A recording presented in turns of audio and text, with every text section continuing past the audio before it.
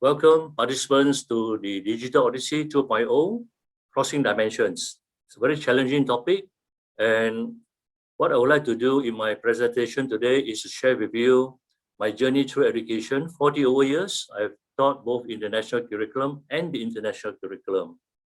Just a quick recap. During my student days, when I was studying literature, poetry has always been a very difficult subject for me. So I remember once I asked my poetry lecturer, how do you define good poetry? And the lecturer replied, it is easier to define bad poetry, very difficult to define what is good poetry. But I think that's not good enough. So what I would like to share with you, how do we define good international curriculum? So Dr. Habibah spoke about the national curriculum. Professor Hasni spoke about the integrated curriculum. So what I would like to share with you will be the Cambridge International Curriculum. Of course, a good international curriculum, what I'm speaking today, is from the Cambridge perspective. So what I'd like to do with you, let's just share some slides so that you can also look at it. And then later on, when you have questions and answers, do put them into the chat box. Thank you. Just give me a few seconds while I share screen with you all. Okay. So what is considered a good curriculum? As I asked just now, there are three key elements to consider from the Cambridge perspective. Number one, how well does it prepare students for, we have to consider, higher education. Number two, careers or work. Number three, future lives. You can't run away from these three key areas in life. So when we talk about it, there is also, what I put in is the fourth dimension. A good curriculum ought to have what is called universal appeal. It must be able to transcend ethnic, religious, cultural, and regional differences. So that fourth dimension actually is my dimension. Yeah? So I'll elaborate a little bit, the three key areas to consider. The first one, preparation, number one, for higher education. So how do we develop students' deep subject knowledge? Number one. The two, conceptual understanding. The three, higher order thinking skills. You can't run away from higher order thinking skills. So if you talk about deep subject knowledge, prepare students well through conceptual understanding, and also insert a lot of higher order thinking skills into the curriculum so that you prepare them well for higher education. Number two, you cannot run away from careers. You can't say just study for the fun of studying. So you have to look at careers, and in order to prepare students well for careers, the subject have to be current and relevant. There must be a wide choice and flexibility of combinations. So in Cambridge, we always advise the two key areas to look at is broad and balanced. And quite often I like to put in enlightening. So people ask me, what is enlightening? So to me, enlightening, there are two aspects of it. One is a skill you learn, you use for life, like a language, like you learn how to play the guitar, you learn how to play basketball. And the second part, if you learn something, it will touch really your soul, yeah, deep down inside you, like literature. If I read Julius Caesar when I was in primary 6, I read it again when I'm in Form 5. I read it again when I finish university. I read it again when I start working, and I read it again when I'm 40 years old. You'll find that every level of Julius Caesar has a different meaning to you. To me, that is enlightening. So when we talk about broad, balanced, and enlightening curriculum, there has got to be a good combination of hard and soft skills. So that is preparing them well for careers. And then after careers, what do? You have to prepare them for future lives. So for us in the Cambridge curriculum, we all try to immerse three very powerful and highly desirable learner attributes. So these attributes will inspire students to love learning, and in turn, it will help them to achieve success in school, higher education, the workplace, and life in general. So I elaborate a little bit more, the 5 learner attributes. The first attribute that we embed into the Cambridge curriculum is the confident learner. With good subject knowledge, deep knowledge, conceptual understanding. The second attribute, the responsible learner. Take responsibility for your own learning. Set targets and insist on intellectual integrity as well. The reflective learner, attribute number 3. So when we talk about a reflective learner, you keep on asking yourself, how can you further improve your learning ability? And the fourth attribute is the innovative learner. So when we talk about the innovative learner, How does it equip you well for future challenges, meeting challenges resourcefully, and also creatively and imaginatively. So innovative is very important in our present day. We call it the IT world. And the fifth, but certainly not the least important, be the engaged learner as well. So you ask yourself, how do you engage intellectually, socially with the world, with your colleagues, with friends, with community? How do you make a difference to the world, the society you live in? In other words, how are you going to contribute constructively to society, both locally and nationally?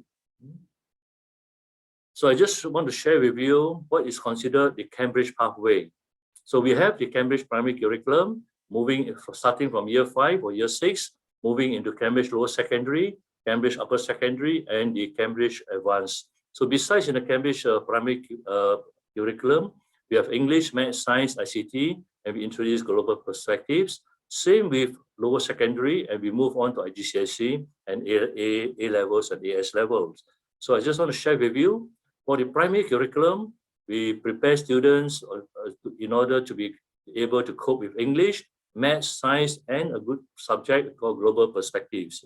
In September 2019, we introduced 4 new subjects, and they are Art and Design, PE, Music, and Digital Literacy for both the primary and lower secondary curriculum.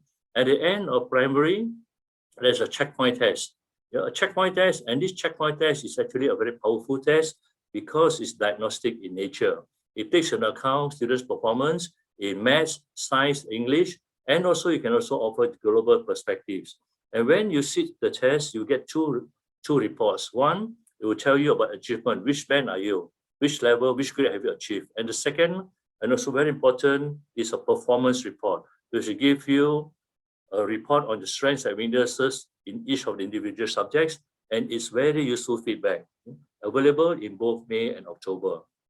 Then, if we look at the IGCSE curriculum, we introduced IGCSE in 1988, offered in more than 170 countries through Cambridge International, and we are part of the University of Cambridge, and we are not for-profit organization.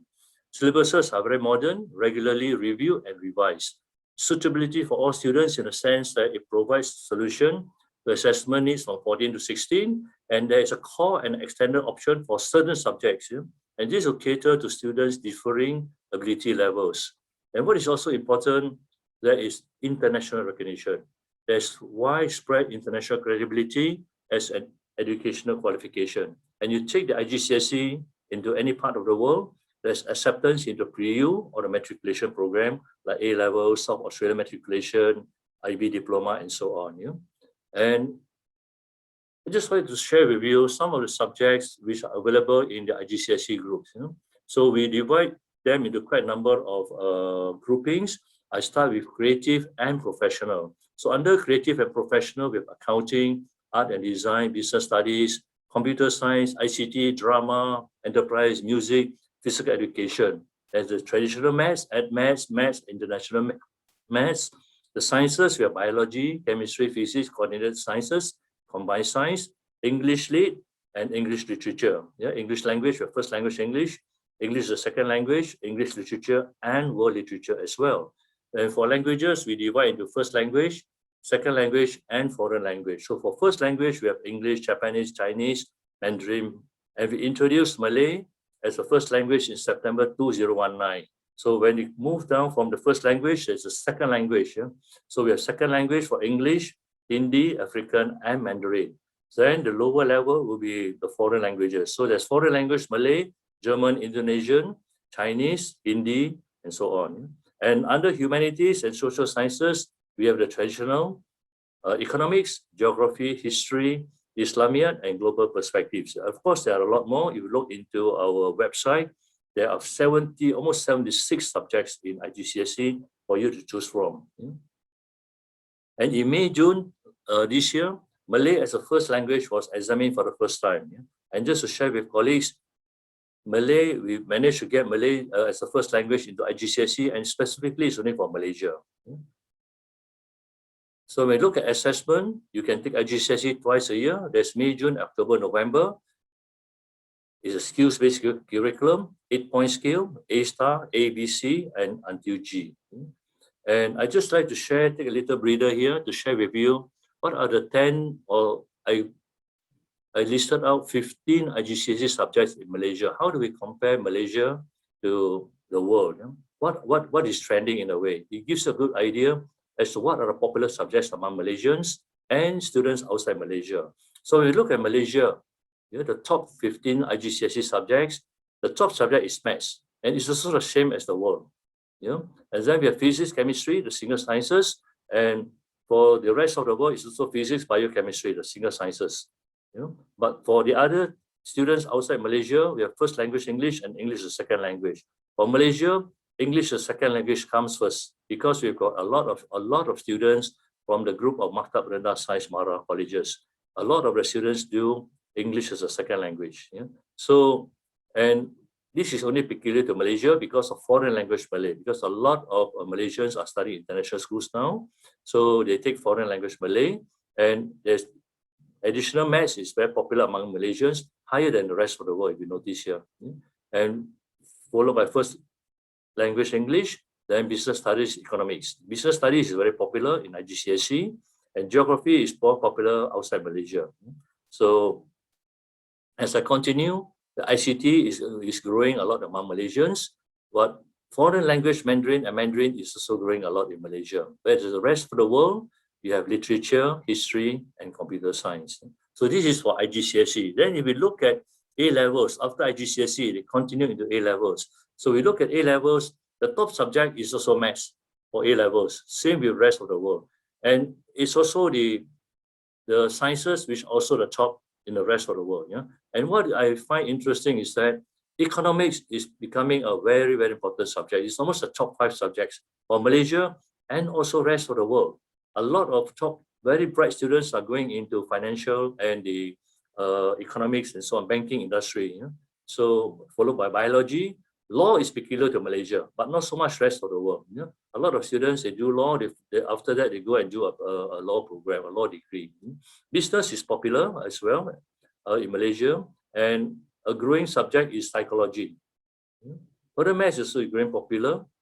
So we look at, followed by literature, history, computer science, and so on. But in Malaysia, I just pick out a few subjects, which are some of the new subjects which students are quite interested in. There's a growth in music, Chinese, IT, and computer science. And most students are also doing art and design, geography, and marine science. You'll be surprised. Quite good growth in German language as well. This is for Malaysia. If we look at world, which are the trending subjects? Psychology is also growing in popularity. And then we have literature, global perspectives as well, and computer science, marine science. There's also a substantial growth in art and design, and Hindi for India. So physical education and drama. So with that, I just want to tidy up what I've just presented regarding what is the good international education. And this is our contact details. It's in the website, www.Cambridge International. There's an email there, our office address. I'm based in Malaysia at the Petaling Jaya office. And I just want to say thank you. If you have any questions, do post it into the chat box and we'll come in and answer the questions later on. So with that, I would like to say a big thank you to University Bookstore Malaysia, to the Ministry of Education, to all my other colleagues in the other organizations. It has been such a great pleasure to be able to share with you what I have learned over for more than 40 years of education journey. So with that, I just say a big thank you, and may I wish you all the best. Thank you. Bye-bye.